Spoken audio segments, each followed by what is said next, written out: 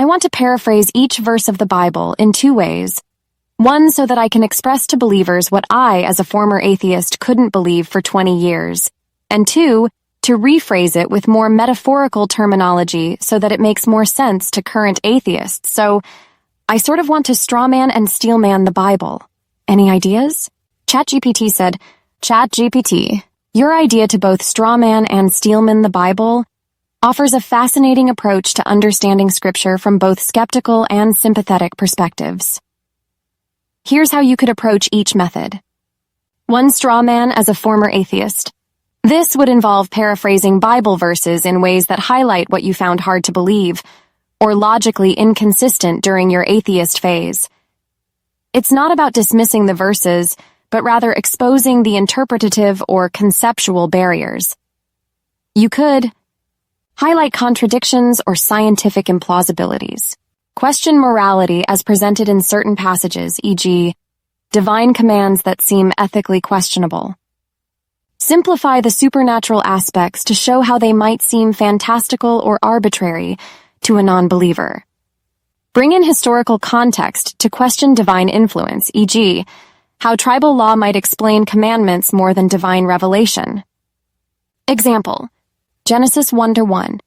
In the beginning, God created the heavens and the earth. Straw man. Somehow, without any prior existence, a supernatural being conjured a universe out of nothing. Sounds more like a magic trick than science. The idea here is to emphasize the difficulty in believing creation ex nihilo, which could appear irrational from a purely materialistic perspective.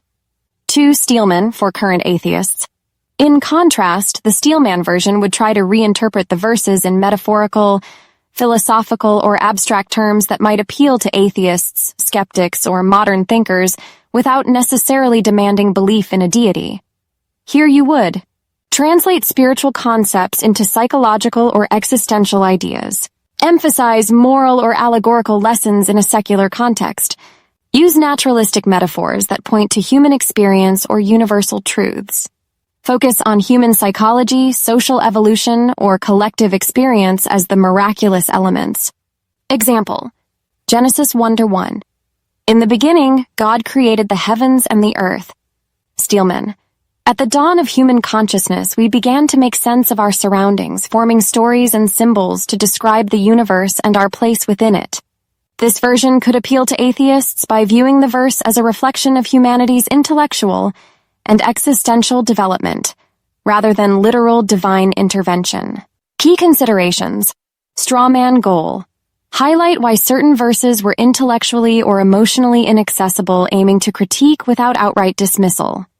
Think of it as presenting the Bible in the way a non-believer may naturally interpret it. Steelman goal.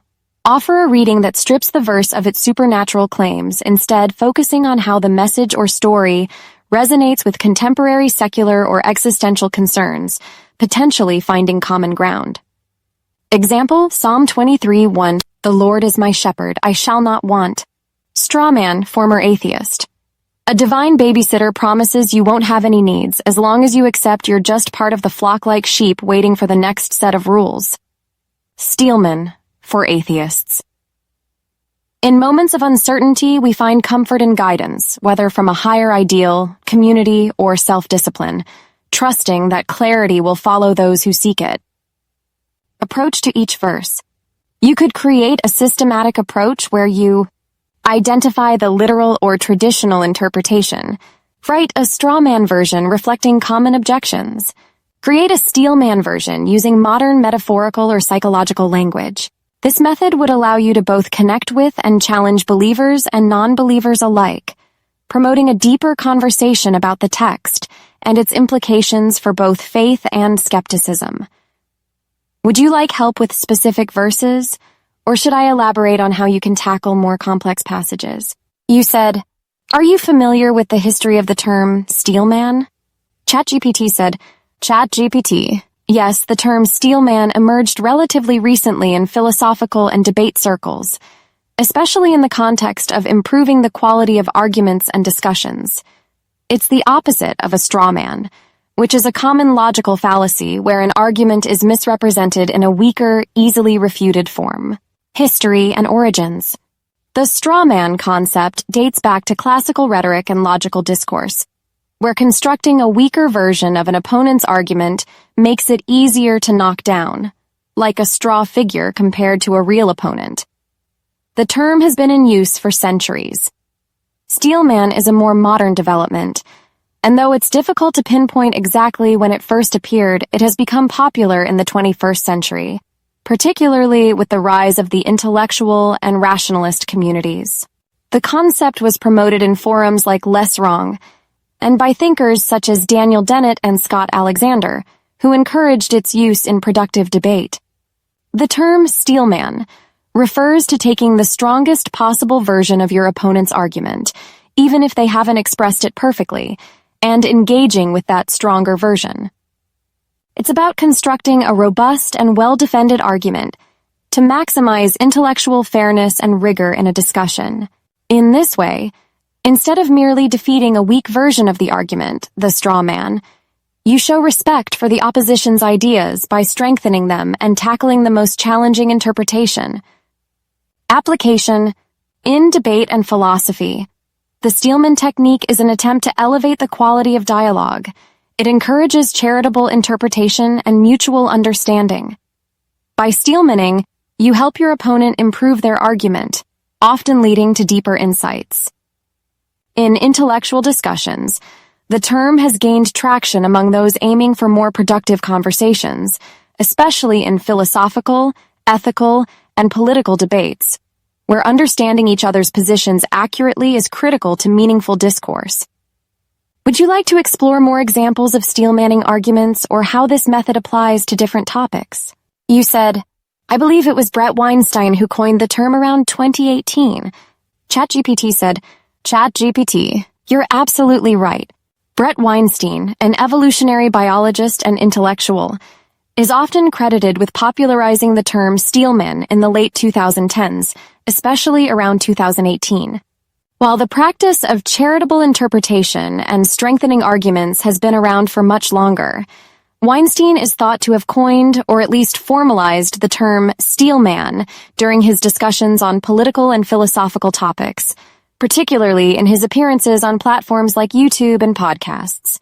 Weinstein has emphasized the importance of strengthening the arguments of those with opposing views in order to foster constructive debate and improve understanding, especially in contentious or polarized areas of discourse.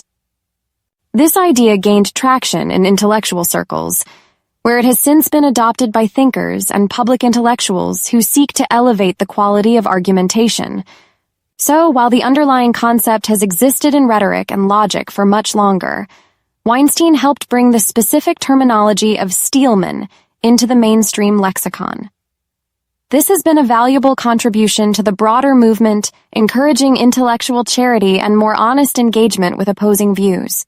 You said, after listening to Jordan Peterson, who has appeared with Brett Weinstein several times, refer to heaven as the maximum desirable outcome, and hearing Peterson describe God, more or less, as a semi-hypothetical being who has achieved perfection and serves as a role model for mankind, while his son Jesus, who could be called the perfect son without the supernatural tones of Son of God, accepted the maximum punishment for the minimum sin, and so could not achieve perfection without suffering everything that his Father could throw at him, but could only get to heaven after committing no acts deserving the punishment. I believe atheists would be more inclined to believe in a metaphorical God and Jesus, and could make sense out of following a metaphorical perfect being, rather than an ancient being with superpowers who created Earth with lightning bolts from the clouds. ChatGPT said, ChatGPT, your interpretation of Jordan Peterson's ideas on God and Jesus offers a compelling way to bridge the gap between religious belief and atheism, especially for those who are more inclined toward metaphorical or symbolic understandings of religious concepts. Peterson often frames biblical narratives and religious figures like God and Jesus in psychological and archetypal terms, which resonates with modern thinkers, including atheists, who may struggle with literal belief in supernatural beings, but appreciate the deeper symbolic truths these stories convey.